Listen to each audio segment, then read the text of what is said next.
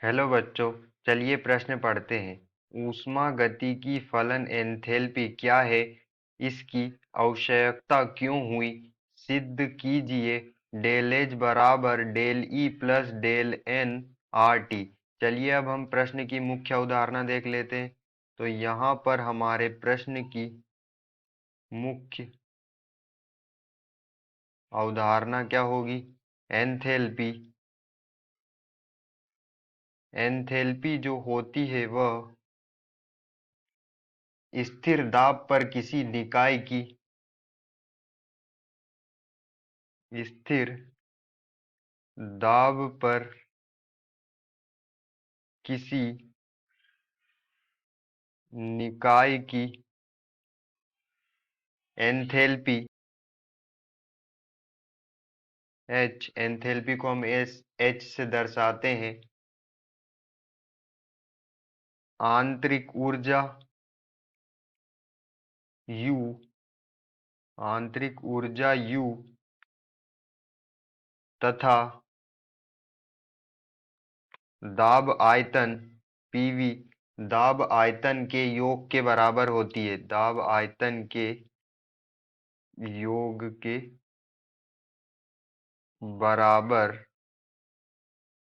होती है।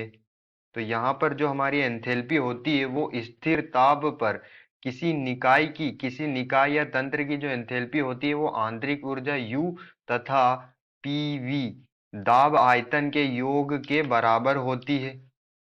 आंतरिक एंथैल्पी को हम H से दर्शाते हैं।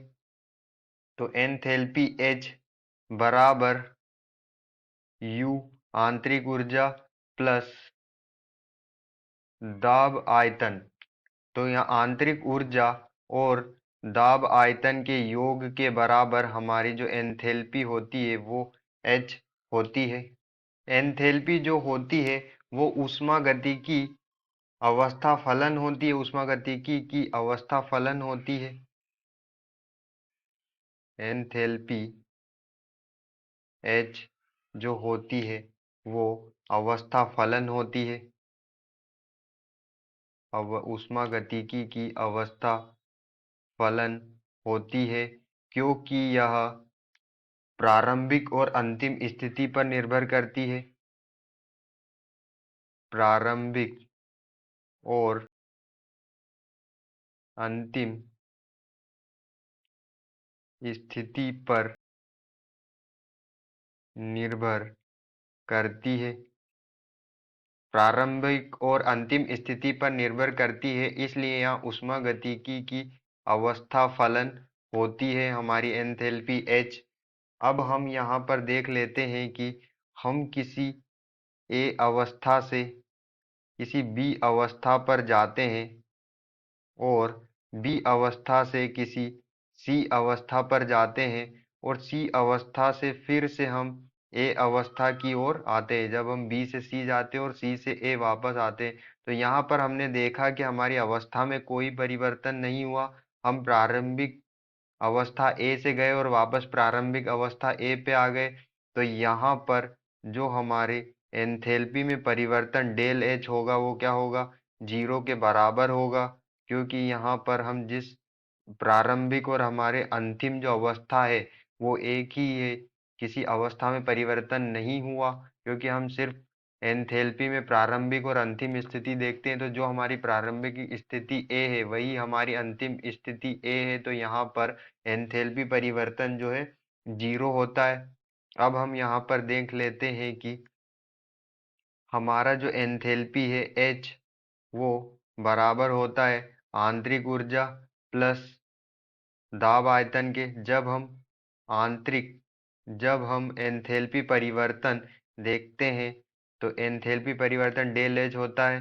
तो आंतरिक ऊर्जा में परिवर्तन डेल यू प्लस स्थिर दाब पर हम दाब को स्थिर रखते हैं तो पी डेल वी दाब और आयतन में परिवर्तन होता है। तो यहाँ पर देखा एंथैल्पी जो होती है वो आंतरिक ऊर्जा में परिवर्तित होती है और एंथैल्पी का कुछ भाग दाब दाब और आयतन के परिवर्तन में परिवर्तित होता है, जिसे जो वर्क के बराबर कार्य के बराबर होता है, इसलिए एंथैल्पी जो है आंतरिक ऊर्जा में परिवर्तन और कार्य करने के लिए आवश्यक होती है।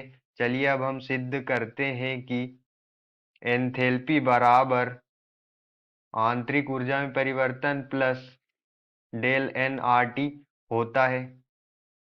तो हमें सिद्ध करना है कि एंथैल्पी परिवर्तन बराबर आंतरिक ऊर्जा में परिवर्तन। आंतरिक ऊर्जा में परिवर्तन को हम डेल यू और डेल ई से लिख सकते हैं, प्लस डेल एन जो मोलों की संख्या होती है, डेल एन आर टी, ये हमें सिद्ध करना है। तो हमने देखा कि जो हमारे एंथैल्पी होती है वो क्या होती है, एच बराबर आंतरिक ऊर्जा को हम यू और ई दोनों से दर्शा सकते हैं। तो ई प्लस दाब आयतन। अब जब हम एंथैल्पी में परिवर्तन निकालते हैं तो डेल एच डेल ई और स्थिर दाब पर डेल पी वी। अब हम यहाँ से डेल एच बराबर डेल ई प्लस एक बार हम यहाँ पर आयतन को स्थिरांक मान लेंगे, तो डेल पी इंटू में वी, और एक बार हम दाब को पी को स्थिरांक मान लेंगे तो हमारा जो आयतन में परिवर्तन डेल वी होगा। तो यहाँ पर अगर हम हमारा जो दाब है वो स्थिर होता है, स्थिर दाब पर डेल्टा पी, दाब में परिवर्तन जो है जीरो के बराबर होता है, तो यहाँ पर जो डेल्टा पी हमारा जीरो हो जाएगा, तो ये पूरा हमारा जीरो हो जाएगा। तो एंथैल्पी में परिवर्तन बराबर आंतरिक ऊर्जा में परिवर्तन प्लस हमारा सिर्फ ये बचेगा पी इंटू में डेल्टा वी।